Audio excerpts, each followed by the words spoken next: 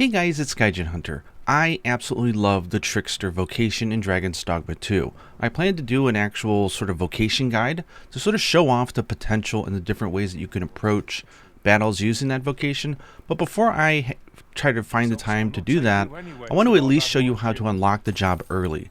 Unlike the Mystic, Archer, and Warfare, it's not really game breaking to have this thing early because it is an early mid-game vocation, but I do love having it from the very start.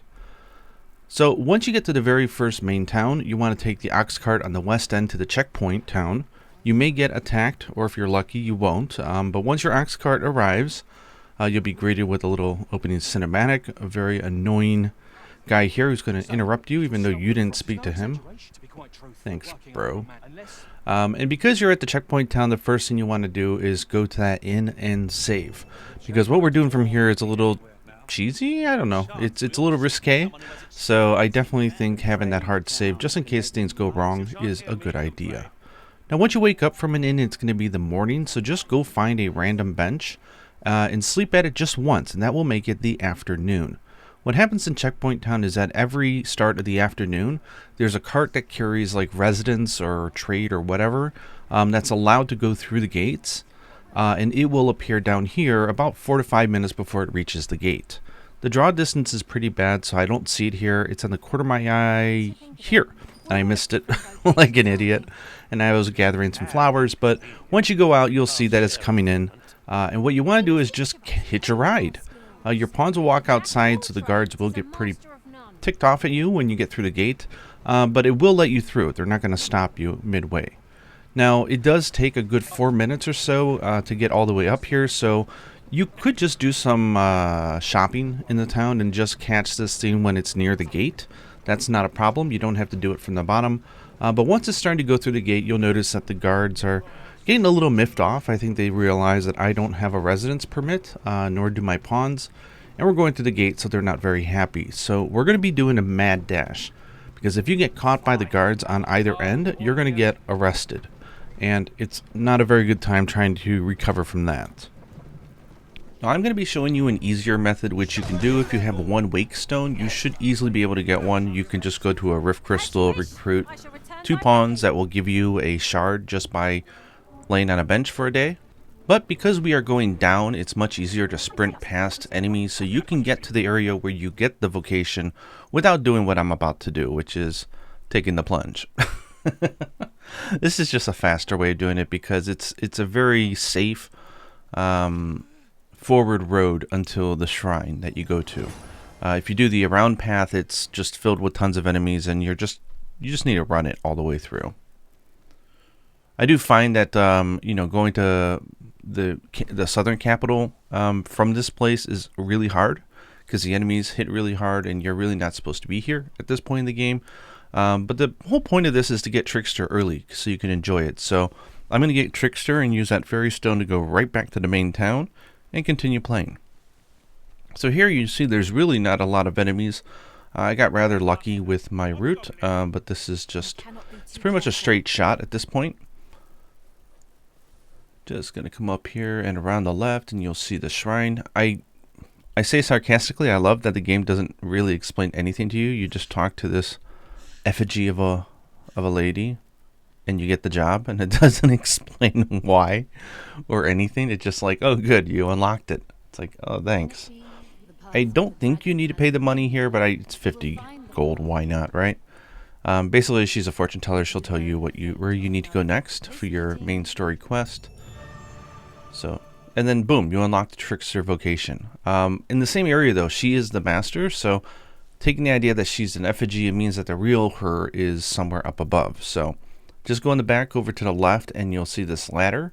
Go ahead and climb it up, and she'll be at the front of the temple on the top, and she will give you the master skill. This is super useful, so make sure you do this in one fell swoop so you don't have to come back here later. Just making sure we don't fall off here. And there we go. And she'll say that we saw through her illusion. She'll give us the scroll, which will give us the special ability, which is super useful. And I will cover that in my guide as well. At this point, just use the fairy stone to go back. If you want to go to Bakbatal or whatever, the city, I don't recommend it. If you don't have any port crystals at this point to lay down, it's going to be very hard to get back to the main capital for the story.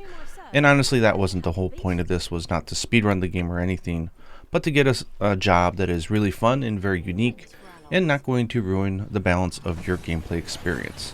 Honestly, Trickster was a breath of fresh air and really helped me to appreciate this game a lot more, because you really get a chance to stand back, really focus on the 3 pawns that you're with, because really they're the ones that are putting on the show. You are the producer and the director of them, right? And you also get to do the whole main tank thing where you're not damaging, but you're pulling the aggro and you are leading all the enemies around, whether to swing at nothing, to fall off cliffs, or just get out of the way so that all of your pawns can destroy them. It's super unique and very interesting, and I think everybody should give it an honest shot. So just go to Vocation Guild, go ahead and unlock it, make sure to set the skills, and then try it out. At first it starts out pretty simple. You have your ability to summon your simulacrum, which I will generally call effigy in a lot of my videos just out of habit. But you'll see that it's just kind of a fun game of cat and mouse at the start. You're able to summon your simulacrum, and then you just do this special attack which throws the smoke all over. And that pretty much is like you attacking. You're not doing damage, but you're pulling the aggro. And when I say you're pulling aggro, I mean you are aggroing. Like, everybody will just immediately go towards your ghost. That's all they want to do, is kill it. Of course, you're not supposed to have it stand there and just take all the damage. What you want to do is move it out of the way. So just by tapping R1, you can teleport it to right behind you, or you can hold down and it'll follow you, and then it'll regain its health. The health here is equal to your magic power, your strength of your magic. And it's just really fun to see enemies wind up for big attacks, quickly swap out the position at the last moment so that it doesn't take any damage. You're positioned in a way that if it does a huge AoE, it's not going to hurt any of your pawns. And later on, you're going to get some skills that will buff the living daylights out of your pawns, to the idea that you could just go hands off and really just enjoy watching them just destroy everything, really.